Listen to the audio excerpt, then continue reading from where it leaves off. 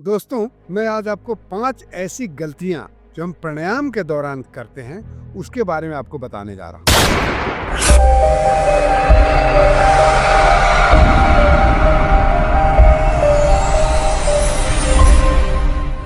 सबसे पहली गलती जो हम करते हैं, जो कि हमारा अवेयरनेस कहीं बाहर रहता है, हम सजग नहीं रहते अपने श्वासों के प्रति। तो सबसे पहला काम है कि हम अपनी श्वासों के प्रति सजग रहें। श्वास यदि ध्यान श्वासों से भटका तो आपका गलती होना ही है और उसको लाभ के जगह पर हानि भी हो सकता है। ये ध्यान रखना है। नंबर 2, अनुलोम विलोम प्राणायाम के टाइम जो भी हम नाड़ी शोधन के प्राणायाम करते हैं, नाड़ी शोधन के सभी प्राणायामों में आपको श्वासों को धीमी गति से लेना है, धीमी गति से छोड़ना है, न कि तेजी से लेना है और तेजी से छोड़ना है। श्वास बिल्कुल रिदमिक ढंग से हो, इसका लंबी, गहरी परंतु धीमी और लयबद्ध तरीका से। ये ध्यान रखना जरूरी है।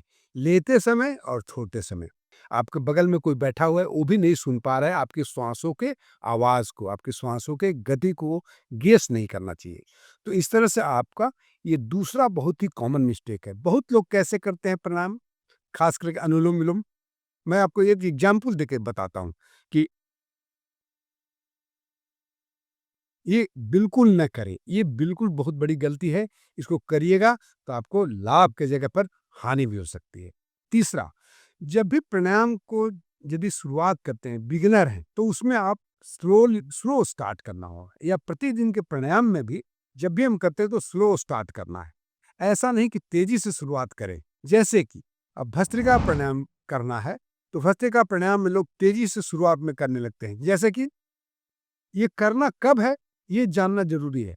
पहले आपको बिल्कुल डीप इन्हेलेशन, डीप एक्सहेलेशन करना है। तेज़ गति से श्वास लेने की और छोड़ने की प्रक्रिया को बाद में करते हैं। शुरुआत वाले जो धीमी गति से लंबी गहरी श्वास लेना है, लंबी गहरी श्वास छोड़ना है। जैसे,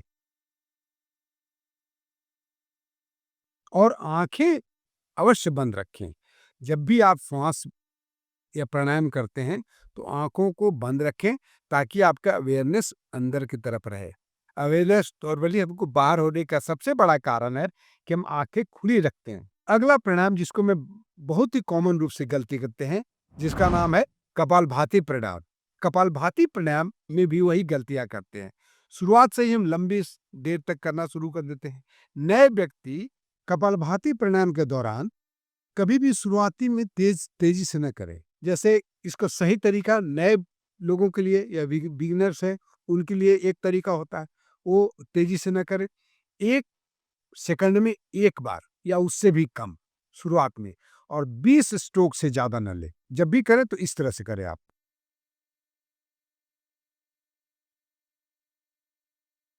5वीं गलती जो हम करते हैं, हम बॉडी को झुका करके या गलत अलाइनमेंट में करते हैं। प्राणायाम में ध्यान रखिएगा, आप चाहे जो भी आसन में बैठे हैं, सुखासन में बैठे हैं या फिर आप अर्ध पद्मासन में बैठे हैं, एक चीज ध्यान रखिएगा, कमर, गर्दन और रीढ़ की हड्डी एक सीध में रहना चाहिए। ये बहुत जरूरी है। ये हमारा चूंकि वाइटल एनर्जी पर काम करता है, हमारी ऊर्जा को जो मूलाधार चक्र में है, इसको जागृत करता है। इसलिए हमें इसको करने के लिए बॉडी का अलाइनमेंट बिल्कुल सीधा रहना चाहिए। न तो हम ऐसे झुक के करें, या बहुत अक्सर समय में देखिएगा कि आप जब भ्रामरी प्राणायाम करते हैं तो लोग बंद करके अपनी आंखें और बंद करके और नीचे सर झुका लेते हैं। नहीं करना है इस तरह से। सर सीधा इस तरह से ऐसे जब भी करें तो इस तरह से आप ऐसे करें। बॉडी का अलाइनमेंट बिल्कुल सही होना चाहिए, सीधा होना चाहिए। और एक आखिरी, जिसको हम असमय कोई काम मत करिए। यदि आपको विंटर्स है, काफ़ी ठंडी पड़ रही है, उस समय आप शीतली प्राणायाम और शीतकारी प्राणायाम करते हैं, तो ये गलत होगा, क्योंकि उस समय वो आपको कोल्ड को बढ़ाएगा। तो ये भी जान लें कि मौसम के अनुरूप अपने प्राणायाम को ढाल सकते हैं। तो ये सारी बातों को ख्याल रखें, तभी आपको फ़ायदा होगा, और बहुत सारे फ़ायदे हो सकते हैं, यदि सही ढंग से।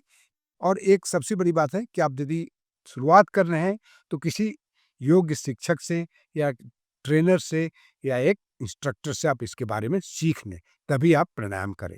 क्योंकि ये श्वास को कंट्रोल करना सिंह के कंट्रोल करने के समान है। ध्यान रखिएगा, इसलिए आप इसको सही ढंग से करें। बहुत बहुत धन्यवाद। फिर मिलते हैं अगले वीडियो में।